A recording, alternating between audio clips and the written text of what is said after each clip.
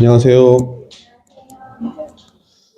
네, 오늘 영적 균형 2과죠. 은혜와 진리. 한번 읽어보고 읽기만 해도 내용이 어렵지 않고 충분히 다 담겨 있더라고요. 읽고 이렇게 또 설명을 좀 드리도록 하겠습니다. 어디 가시죠? 앞에 잠깐.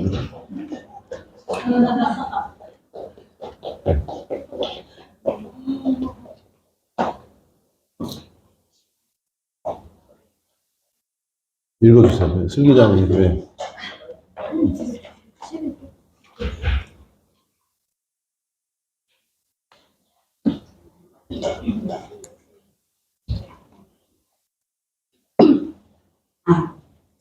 은혜와 진리.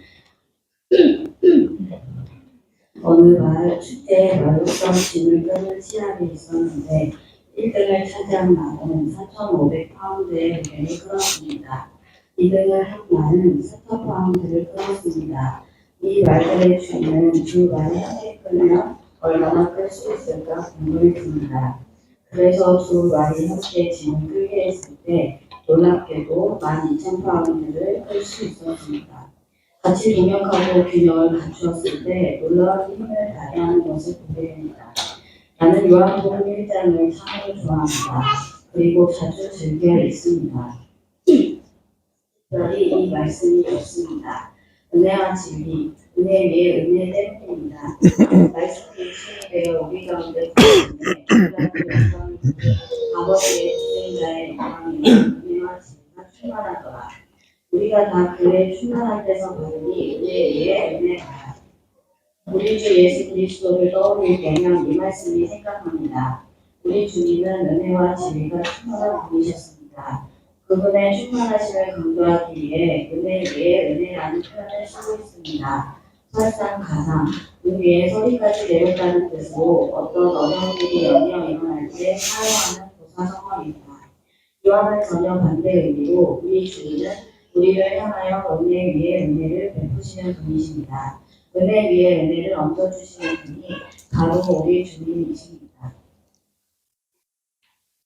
바울 사도는 로마의 성도들에게 비슷한 표현의 말을 했습니다. 복음에는 하나님의 의가 나타나서 믿음으로 믿음에 이르게 하나니 기록된 바 오직 의인은 믿음으로 말미암아 살리라 함과 같으니라. 20절 의인 지날 믿음으로 구원하고 믿음으로 산다는 사람이 요한은 흑서에서 주님으로 말미암는 놀라운 축복을 이렇게 쓰고 있습니다. 내가 온 것은 양으로 생명을 얻게 하고 풍성히 얻게 하려는 것이다.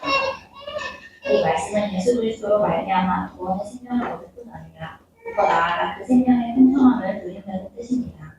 아버지 집을 나간 편자가 돌아왔을 때 아버지는 자식들을 영접한 것이 아니라 영접 후에 온갖 좋은 것들을 예비하여 풍성히 베풀고 축복하는 것 같습니다. 우리는 성경을 통해 하나님의 사랑으로 말미암아 은혜로 값없이 구원을 받으며 영원토록 은혜를 받아 누리는 자들이 되었습니다. 예, 거기까지 보실까요? 네, 요즘 리딩 바이블을 하고 있어서 그런지 장인들이 책을 빨리 정확하게 이렇게 읽으시는 것 같습니다. 이 그 책자를 만화독 교회에서도 공부하고 있다고 하더라고요. 지금 9과 이렇게 공부했다고. 오늘 복습하는 시간이 되시면 또 좋을 것 같다는 생각이 듭니다. 은혜와 진리 주제 자체가 굉장히 중요한 주제인데 부담이 큽니다.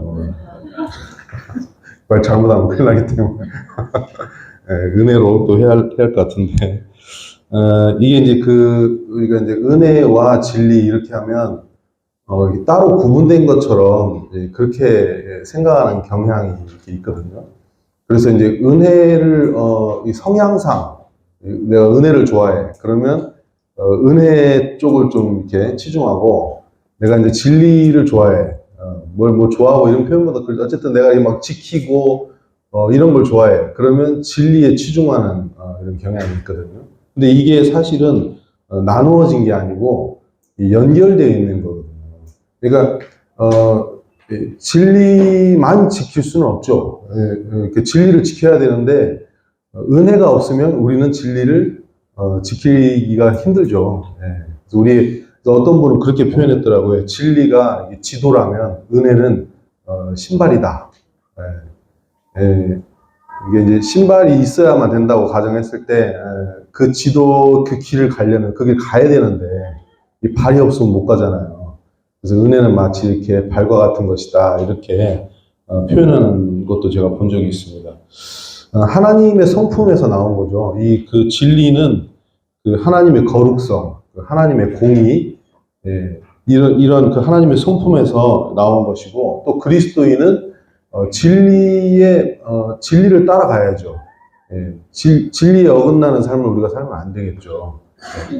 그런데 그 진리가 있고 또 그 공의와 거룩함의 속성이 있고 또 하나님의 은혜의 성품이 있으시잖아요. 근데 이것은 한 분이신 하나님에게서 나온 거지. 이게 막 은혜의 하나님 따로 있고 진리의 하나님 따로 있고 이런 게 아니다는 거. 한 하나님에게서 이 속성이 나왔다는 거. 이런 부분을 우리가 생각해 볼 수 있습니다. 그래서 15페이지 한번 보시면요. 15페이지 밑에서 세 번째 줄 보시면 같이 한번 읽어보실까요? 시작. 진리는 사랑을 더욱 사랑되게 하고 사랑을 참되게 세우는 것입니다. 진리와 사랑은 반대의 개념도 부조화의 개념도 아닙니다. 이제 뒷과에서 이제 공의와 사랑에 대해서 나오거든요. 근데 이제 거의 그 비슷한 개념인데 우리가 이제 사랑과 은혜 많이 말을 하잖아요. 방금 여기 봤던 것처럼 진리는 사랑을 더욱 사랑되게 한다. 그렇죠? 사랑이 결여된 진리가 진리일까 이렇게 볼 수 있고 또 사랑을 참되게 세우는 것이다. 사랑과 진리는 이렇게 연결되어 있는 것이다. 이런 것을 우리가 볼 수 있습니다. 여기 보니까 예화가 있는데요. 어떤 마을에 축제가 있었는데 짐을 끄는 시합이 있었는데 1등을 차지한 말은 4,500파운드, 2등을 차지한 말은 4,000파운드를 끌었습니다. 근데 이 두 말을 함께 이렇게 짐을 끌게 했을 때 12,000파운드를 끌 수 있었습니다. 이렇게 하면서 동역하고 균형을 갖추었을 때 놀라운 힘을 발휘한다. 이 두 말이 이제 4,500파운드, 4,000파운드 합치면 8,500파운드죠. 12,000파운드보다 훨씬 못 미치죠. 개인적으로 이렇게 했을 때에는 힘이 없죠. 그래서 은혜와 진리의 합쳐졌을 때 이 동역, 우리가 이런 부분을 생각해 볼 수 있는데 이 요한복음 1장 말씀에 밑에 보면 이제 은혜와 진리, 은혜 위에 은혜 때문에 이제 우리 형제님께서 이 말씀을 참 좋아하신다 이렇게 하셨는데 그 밑에 보면 말씀이 육신이 되어 우리 가운데 거하심에 우리가 그 영광을 보니 아버지의 독생자의 영광이요 은혜와 진리가 충만하더라. 우리가 다 그의 충만을 해서 받으니 은혜 위에 은혜로라 이렇게 말씀하고 있습니다. 그 은혜 위에 그 은혜라는 그 말이 은혜를 이렇게 베풀었는데 은혜가 또 있는 거예요. 그 히브리서에는 보게 되면 예수님이 앉아 계신 그 보좌가 은혜의 보좌라고 이렇게 하거든요. 주님 자신이 또 진리이시죠. 내가 곧 길이요, 진리요. 하면서 또 우리 주님이 또 은혜의 주님이 은혜와 진리가 충만하신 분인데 우리는 하나님을 이렇게 생각할 때 내 자신의 어떤 그런 그 생각으로 하나님을 생각하는 경향이 많이 있어요. 그러니까 내가 은혜롭지 못하면 하나님도 은혜롭지 못한 것처럼. 그래서 내가 막 힘든 일이 있어. 그러면 여기까지구나. 이제 하나님도 나에 대해서 더 이상은 은혜를 베풀 여력이 없으시구나. 내가 생각해도 이 정도 했으면 됐지 더 주시겠나. 이렇게 생각하지만 그렇지 않다는 거예요. 은혜 위에 은혜라는 말은 한없이 계속 그 은혜를 또 은혜가 오고 또 은혜가 오고 그런다는 거죠. 그래서 베드로가 그 예수님께 물어봤잖아요. 내가 7번 이렇게 어떤 사람이 나한테 잘못하면 내가 7번 용서해 주면 됩니까? 이렇게 물어봤잖아요. 근데 주님께서 70번씩 7번이라도 용서해라. 이때 당시에 유대인들은 3번까지 용서하면 충분하다고 생각했다고 그래요. 예, 3번도 큰 거죠. 근데 이제 베드로는 거기다가 7번을 얘기한 거예요. 7번, 7이라는 숫자가 완전 숫자잖아요. 그러니까 상당히 인심 쓴 거예요. 예, 근데 주님께서 70번씩 7번의 용서라는 것은 이게 490번이잖아요. 그럼 490번 용서해라 이 말이 아니고 이 77이잖아요. 그러니까 완전함에 완전함을 더 더한 거거든요. 그러니까 무한히 용서하라는 무한한 사랑으로 용서라는 거거든요. 그러니까 횟수를 센다는 것 자체가 용서가 아니다는 거예요. 내가 이번엔 용서해 주지만 다음엔 용서하지 않아? 이렇게 생각하는 건 그건 용서가 아니다는 거예요. 그건 쌓아둔 거죠. 그래서 주님이 이제 이 말씀을 하시고 그 다음에 바로 이어지는 말씀에 1만 달란트 빚진 자 비유를 드시죠. 그래서 1만 달란트라는 것은 성인 남성이 수십만 년 동안 일을 해도 못 버는 돈이에요. 근데 그 돈을 탕감을 해줬는데 100데나리온 빚진 자 멱살 잡고 돈 내놓으라고 한 거예요. 그러니까 이제 우리가 이 비유를 생각해 볼 때 우리가 받은 용서가 얼마나 크냐는 거예요. 그리스도인은 진짜 능력이 있는 사람이죠. 그게 어떤 능력이냐면 우리가 이 세상에서 막 돈 많이 벌고 이런 능력이 아니고 용서할 수 있는 능력을 왜 우리가 힘이 있어서 용서하는 게 아니고 우리가 받은 용서가 정말로 크기 때문에 우리가 용서할 수 있다는 거예요. 이게 그리스도인의 굉장히 큰 특징 중에 하나인데 우리가 은혜를 생각해 볼 때 그런 부분을 생각해 볼 수 있습니다. 우리 주님께서 우리를 용서해 주셨죠. 그리고 또 그것으로 모질라서 또 우리를 의롭다고 해주셨죠. 그리고 또 우리를 하나님의 자녀 삼아 주셨죠. 그리고 또 그것도 부족해서 우리 안에 성령님을 내주하게 해주셨죠. 그리고 그것도 부족해서 우리를 하나님의 상속자로 삼으셨죠. 그리고 예수님이 승천하셔서 하나님 우편에 계시면서 예수님은 하늘 위에서 중보자가 되시고 내 안에 계시는 성령님은 내 안에서 또 보혜사로 중보자가 되주세요. 이렇게까지 하셔야 되냐고요. 정말 놀라우시죠? 이런 부분을 우리가 생각해 볼 수 있습니다. 그래서 제가 이제 이 유튜브 보면 유영재님이 영적 균형 청년부에서 하신 게 있어요. 오늘 딱 여기 이것까지 있더라고요. 그 뒤는 없어요. 다행히 여기까지 봤는데 거기 보면 이제 형제님이 그런 말씀을 하세요. 하나님은 우리가 정말로 잘 되길 바라신다. 그래서 정말 잘 돼야 되기 때문에 노심초사하시고 목 빠지게 우리가 뭘 우리를 위해서 잘해줄까 이 생각을 하시는 분이 하나님이시다. 그래서 아버지는 내 자식이 나보다 잘 되기를 바라잖아요. 그게 우리가 믿는 하나님. 그래서 신앙의 비결은 하나님을 절대로 나쁘게 생각하면 안 된다는 거예요. 그래서 이 마귀의 원천적인 방법은 하나님을 안 좋게 생각하게 만드는 거예요. 그러면 다 끝나는 거예요. 근데 이제 여기서 이제 우리가 알 수 있는 게 뭐냐면 하나님은 창조주시죠. 그렇죠. 우리 형제 자매님들은 창조주로 알고 계십니까? 하나님을 아버지로 알고 계십니까? 헷갈리시죠? 하나님은 창조주도 맞고 아버지도 맞으시죠. 또 하나님은 거룩한 분이시죠. 근데요, 하나님은 근본적으로 아버지세요. 그러니까 삼위일체를 모르면 내가 생각하는 대로 하나님을 믿어요. 그러니까 하나님은 처음에 계실 때부터 삼위일체로 계셨죠. 그때 아들 예수님과 같이 계셨죠. 그래서 하나님은 원래부터 아버지셨어요. 그래서 하나님은 아들 예수님을 정말 사랑하시는 아버지로 존재하세요. 그러면서 우리를 창조하셨기 때문에 창조주가 되신 거예요. 원래는 하나님은 아버지시라는 거예요. 그러면 우리 신앙을 생각할 때 하나님이 창조주시고 내 죄를 갚아주셨어. 근데 그 정도가 아니라 왜 갚아주냐는 거예요. 불쌍해서? 그 정도가 아니라 하나님이 아버지이기 때문에 내 죄를 갚아주신 거예요. 그게 당연한 건 아니에요. 하나님이 아버지인데 내가 자녀예요. 그런데 내가 지옥 가게 생겼어. 그러면 그걸 그냥 보고 있을 아버지가 누가 있냐고. 그래서 예수님을 보냈잖아요. 하나님의 독생자신 예수님을 보내서 우리를 구원해 주셨죠. 그러면 십자가를 생각할 때 예수님이 내 죄를 갚아줬다 이것만 생각하는 게 아니라 아버지 되신 하나님이 나를 살리려고 아들을 보낸 거예요. 그럼 아버지의 사랑이 생각이 나죠. 그리고 그 아버지의 말씀에 순종해서 나 같은 것을 구원해 주시기 위해서 그 십자가를 지신 우리 예수님, 우리 주님의 사랑이 생각이 납니다. 그런데 그런 사랑을 행하는 데 있어서 역사하신 분이 누구냐면 성령님이에요. 그러니까 이 삼위일체 하나님은 원래 그렇게 서로 사랑하고 계셨던 분이셔요.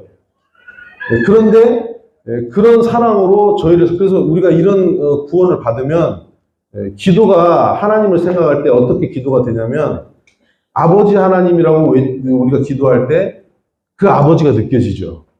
나를 위해서 그 아들을 보내주신 아버지, 그리고 나를 위해 그렇게 십자가에 희생하신 그 예수님, 그리고 내 마음에 그런 사랑과 은혜와 기쁨을 전달해 주신 그 기쁨 자체이신, 사랑 자체이신 성령님이 내 안에 계시죠. 그래서 우리 신앙이 관계적이 되는 거죠. 신앙은 무슨 뭘 받았기 때문에 하나님이 무슨 채권자처럼 내가 너 죄 갚아줬지 똑바로 해, 앞으로 잘해야 돼, 잘 못하면 혼나, 그래서 우리가 채무자가 되고 무슨 그런 관계가 아니다는 거예요. 그래서 기도할 때 뭐 잘못했나 안 했나 이런 거 막 의식하면서 하나님 앞에 그렇게 기도하고, 물론 잘못한 거는 알아야겠죠. 그렇지만은 믿음도 그렇습니다. 믿음을 생각할 때 내가 하나님만 믿어. 내가 하나님 어떤 분이야? 전능하신 분이야. 믿어야지. 전능하신 분인데 안 믿어? 믿어야지. 이렇게 믿는 믿음이 아니라 아버지면 끝난 거예요. 하나님이 나에게 아버지시면 못 믿으면 문제가 있는 거지, 그건. 예.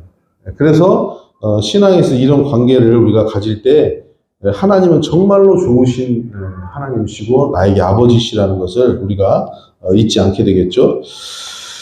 12페이지에 보시게 되면요.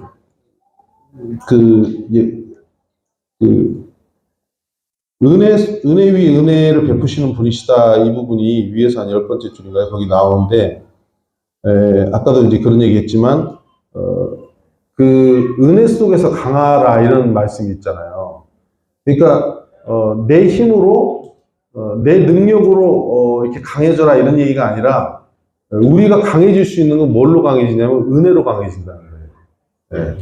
그 저번에도 그런 비유가 있었잖아요. 해가 이렇게 사람의 옷을 벗기는 해와 바람이 서로 경쟁했는데 따뜻하게 해서 옷을 벗겼잖아요. 그래서 우리 신앙의 원동력은 은혜에 있다는 거죠. 가나마다 붙잡힌 여인도 주님이 은혜를 베푸셔서 그 여인의 변화를, 진리를 따를 수 있도록 인도하시죠. 광해라는 영화를 보면 그 호위무사가 나와요. 광해 보셨어요? 광해 하여튼 그 영화 보면 호위무사가 나옵니다. 어저께 예랑 자매가 한옥마을 가가지고 호위무사 옷을 입었어요. 근데 막 왕이 야니 형제님이 왕이었는데 왕한테 막 칼을 자꾸 이렇게 들이대더라고요. 반란을 이렇게 보여줄게. 그래서 제가 왕한테 칼을 주고 싶더라고. 어쨌든 이렇게 호위무사가 그 가짜 왕이 호위무사한테 호의를 어쨌든 그 사랑을 베풀죠. 그러니까 그 가짜 왕임에도 호위무사가 나중에 그 가짜 왕을 위해서 대신 죽어주는 그 장면이 나오잖아요. 호위무사가 되려면 얼마나 많은 훈련을 받고 냉철해야 되고 유혹에 흔들리면 안 되겠습니까? 그런데 그 사람을 진짜 변화시키는 힘은 뭐였냐면 그 왕의 사랑이었어요. 그 왕의 사랑을 받은 그 사람은 자기 목숨을 그 왕을 위해서 드리게 되죠. 마찬가지입니다. 그리스도의 사랑에 강권되어서 우리가 주님을 섬긴다고 이렇게 나와 있는데, 우리가 정말 그 주님의 사랑에 강권되는 게 중요하죠. 그때 우리 신앙이 종교가 안 되죠. 그 사랑에 강권이 안 되면 우리 신앙이 율법이 되겠죠. 그래서 이 사랑에 녹아야 진짜가 된다. 그런 생각이 이렇게 들게 되고, 여기 이제 그 이심듣고 의인 신할 형제님께서 늘 이렇게 하시는 말씀인데, 믿음으로 구원받고 의인은 믿음으로 산다. 이 말을 다른 말로 바꿔 말하면 은혜로 구원받고 계속적으로 베풀어지는 그 사랑과 은혜로 산다. 이런 표현이거든요. 이것도 사실은 하나님이 아버지라는 사실을 알면 다 연결돼요. 예, 그냥 이렇게 문자 보고 은혜구나 이렇게 하는 게 아니라, 예, 밑에 말씀에도 내가 온 것은 양으로 생명을 얻게 하고 더 풍성히 생명을 주고 그걸로 끝나는 게 아니라 더 풍성히 주시는 하나님. 또 13페이지에 세 번째 줄 보게 되면 탕자가 돌아왔는데 그냥 이렇게 받아주기만 하고 그걸로 끝나는 게 아니라 영접하고 온갖 좋은 것들을 예배에 더 풍성하게 베푸는. 예. 아버지가 그 말씀 보니까 나오잖아요. 상거가 먼데 아버지가 이렇게 달려갔다고 써 있거든요. 상거가 멀다는 얘기는 자식이 아버지를 먼저 본 게 아니고 아버지가 자식을 먼저 봤다는 얘기거든요. 그러니까 아버지는 항상 자식이 오기를 기다렸던 거죠. 예. 우리가 신앙생활을 할 때 하나님을 섬기는 데 있어서 내가 마치 하나님께 뭘 해드리는 것처럼 생각하는 거, 그게 아니라 하나님이 아버지로서 나를 그렇게 사랑하시고 언제나 나를 그렇게 인도해 주실 때 그 하나님의 사랑에 반응하는 거죠. 예, 그래서 그걸 은혜라고 하죠. 근데 달려가서 목을 안고 입을 맞췄다 그렇게 돼 있잖아요. 얼마나 기다렸으면 달려갔고 또 뭐 이거 잘못했습니다 얘기할 수 있는데 예, 그냥 목을 안아버렸잖아요.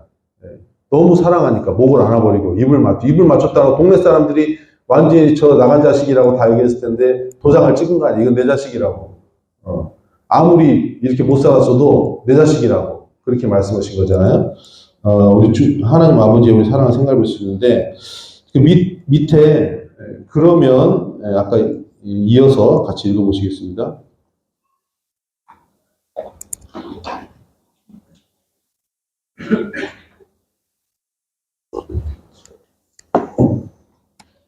그러면 이렇게 하나님의 놀라운 사랑 가운데 은혜를 입는다 하여 죄를 지어도 괜찮다고 말할 수 있을까요?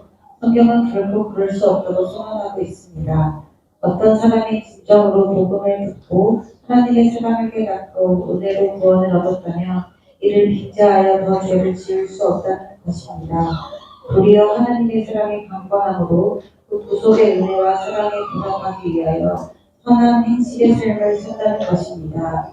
주님의 은혜와 구속의 사랑은 우리로 더욱 죄를 범하도록 하기는커녕 도리어 성령의 역사와 더불어 구속받은 사람의 신념에 큰 변화가 일어나므로 더 거룩한 삶을 살게 합니다. 그래서 주님의 사랑은 은혜와 진리가 충만한 것입니다. 진리란 하나님의 뜻대로 사는 것을 가리킵니다. 하나님의 사랑과 은혜를 입었다면 하나님의 뜻대로 사는 것이 맞습니다. 그럼에도 우리는 신앙의 모순을 때로 발견하게 됩니다. 첫째로 은혜로 구원 받았다 하면서 여전히 주님 밖에 있을 때 저런 참 멋대로 행하는 모습입니다. 은혜를 빙자하여 하나님의 사랑을 빙자하여 육신적으로 행하여 동정하는 모습입니다. 이는 진실로 구원받지 못했거나 구원받았다 할지라도 잘못된 가르침을 받은 것입니다. 복음은 우리를 그렇게 인도하지 않으며 하나님의 사랑과 은혜는 그렇게 사람을 의도하지 않습니다. 하나님의 사랑은 까부려 사랑이 아니며 하나님의 은혜는 그렇게 값싼 은혜가 아닌 것입니다. 하나님의 사랑과 은혜는 거룩한 사랑이요 거룩한 은혜입니다.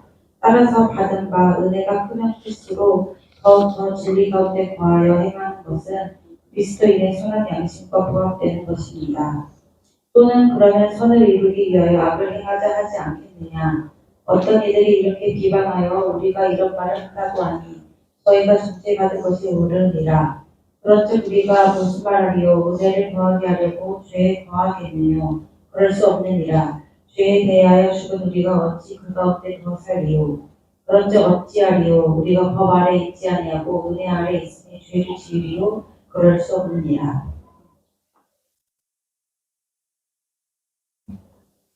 둘째로 진리라는 이름을 앞세워 은혜의 여지가 전혀 없는 딱딱한 죽은 흐뭇가루 같은 모습을 보는 것입니다. 은혜를 받았다고 구원의 놀라운 사랑을 경험했다고 고백하면서도 진리라는 이름의 활자루를 휘두르는 자들이 있습니다. 사랑과 진리는 대립되는 개념이 아니라 사랑이 더욱 사랑되고 은혜가 더욱 은혜되고 참된 것이 더욱 참되게 하는 것입니다. 예, 거기까지 보시겠습니다. 보니까 그러면 이렇게 하나님의 놀라운 사랑 가운데 은혜를 입는다 하여서 죄를 지어도 괜찮다고 말할 수 있을까요?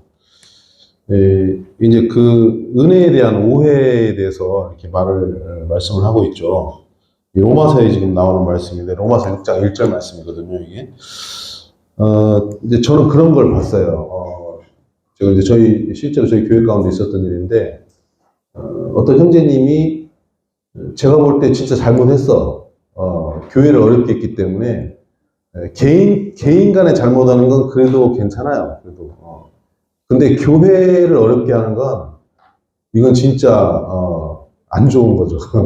근데 예배 때 감사를 드리는데, 관우마다 붙잡힌 여인 얘기를 하면서, 주님의 이렇게 은혜로운 분인데, 하면서 마치, 교회를 지키려고 하는 우리에 대해서, 은혜가 없고, 자비가 없고, 막 포악한 사람처럼 그렇게 몰고 가고, 막 주님은 그런 은혜를 베푸시는 뭐 이런 식으로 막 기도를 하더라고요. 상당히 거부가더라고, 그 기도를 듣는데. 그거는 정말로 안 되는 거죠, 그렇게 기도하면. 하나님 앞에 어떻게 그렇게 그러니까 우리가 착해야 돼. 마음이 하나님의 은혜를 이용하면 안 되죠.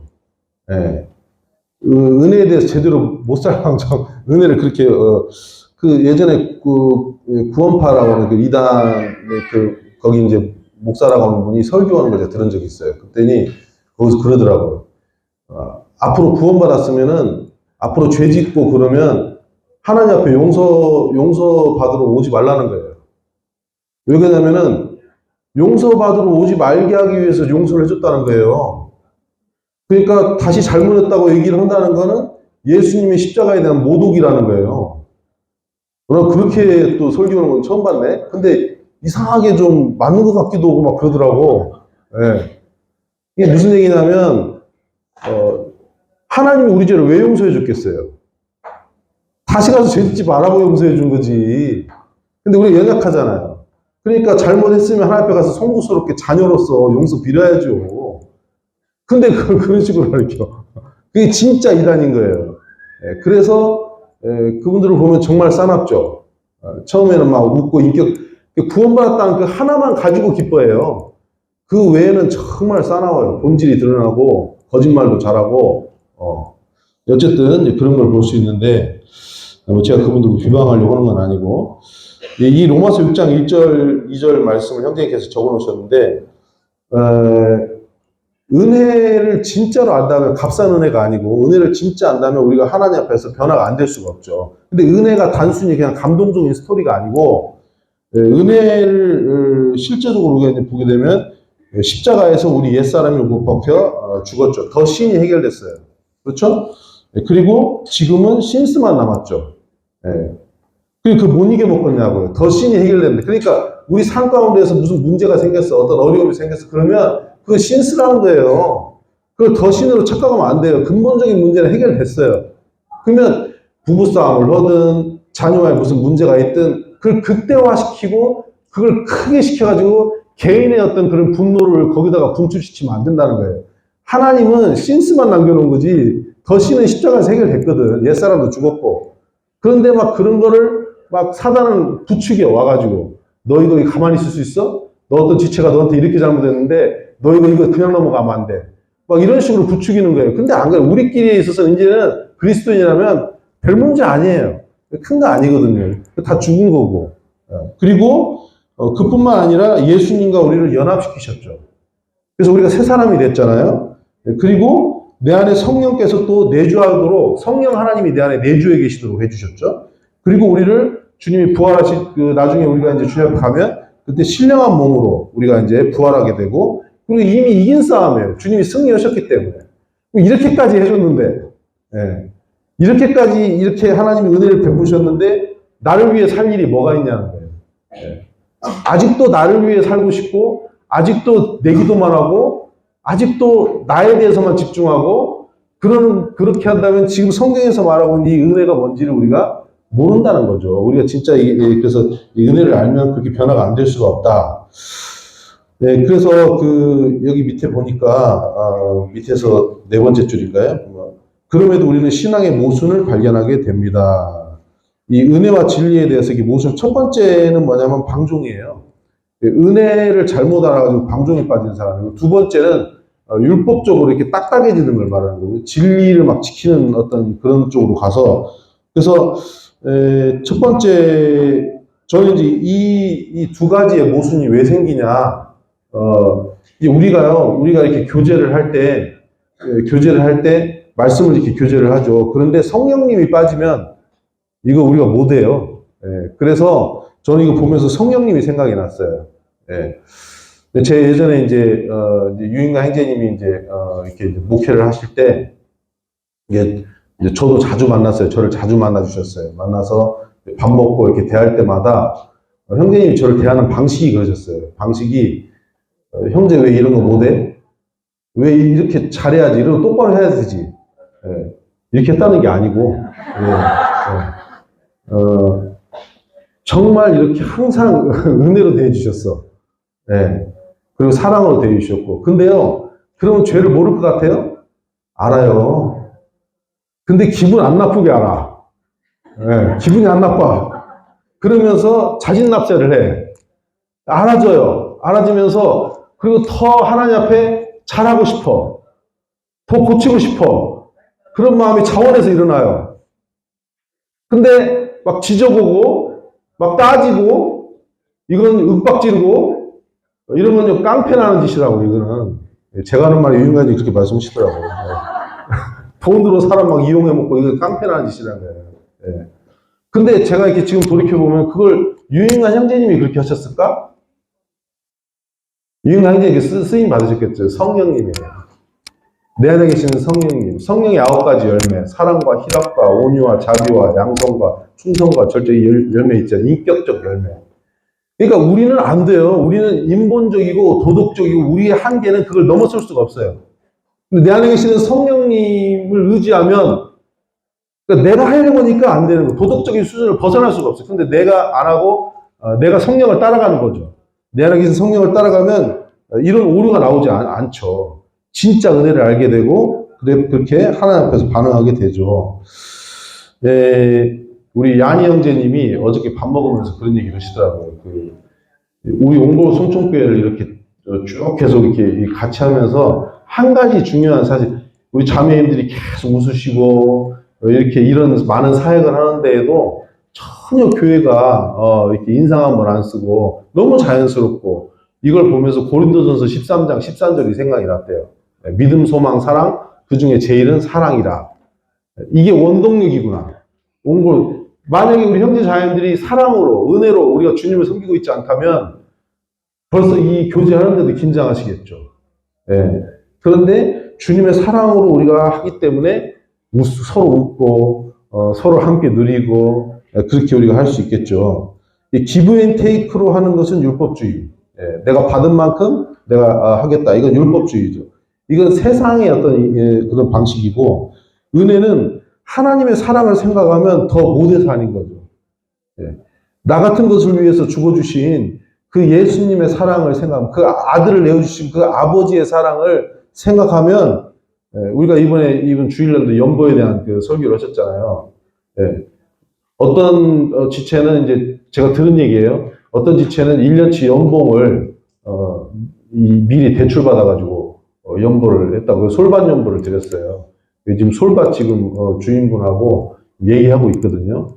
그래서 이제 주님 인도해 주실 것 같아요. 기도해 주셔야 돼요. 어떤 지체는 캠프장에 지금 관정이 물이 지금 좀 덜 나와요. 지금 그래서 이 관정하는 분이 이렇게 딱 측정을 해봤더니 100톤 지금 나온다고 그래가지고 지금 관정 연보 드린 지체가 또 있어. 또 어떤 지체는 대출 상환 연보 드린 지체가 있고, 또 어떤 지체는 예배당, 체육관 뭐 이렇게 청소기 지금 또 헌신한 지체가 있어. 청소기 써보니까 좋잖아요. 편하고. 그러니까 다 이렇게 우리 형제가 이렇게 하는 거. 왜 그러겠어요? 내가 잘나 보이려고? 그건 아니죠. 주님의 사랑에 감동이 되기 때문에 더 못해. 그렇게 해놓고 내 이만큼 했으니까 그게 아니죠. 더 못해서 아니죠. 더 하고 싶고, 더 사랑하고 싶고, 그게 주님의 사랑에 우리가 반응하는 그래서 좋아서 하는 거죠. 연애할 때 눈치 보면서 밥 사는가요? 안 그러죠.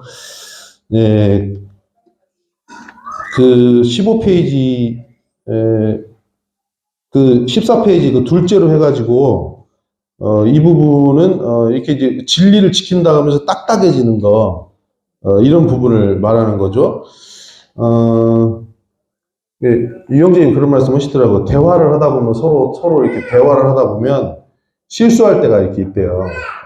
좀, 나도 모르게 말이 잘못 나갔어. 맞춤법이 틀릴 수도 있고, 또 이렇게 말실수를 할 수가 있어. 그런데 그 대화하는 사람을 알면 예민하고 딱딱할 필요가 없다는 거예요.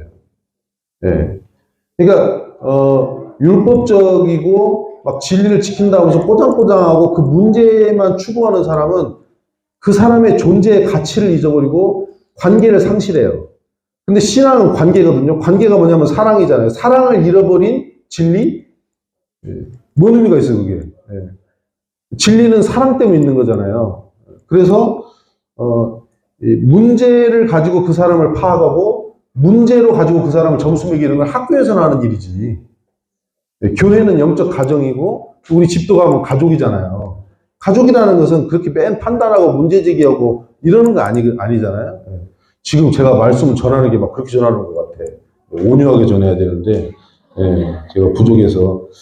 예, 예, 그래서, 정말, 우리가 이 관계를 소중히 하고, 그렇게 참, 그래서 이제 마지막으로, 나머지 부분을 읽어보셔요. 너무 중요한 내용인데, 시간상 오늘 기도 모임을 해야 되기 때문에, 저도 시간을 좀 오버했는데, 예, 저 어린이 청소년 사회가 우리 교회가 이렇게 하면서 놀라는 게 있어요. 이게 뭐냐면, 전 처음에 이렇게, 정말 말도 안 듣고, 막, 정말 이렇게 부잡스럽고, 이런 아이들이 오면 구원만 받아도 이건 진짜 대단한 거다. 이렇게 생각을 했었어요.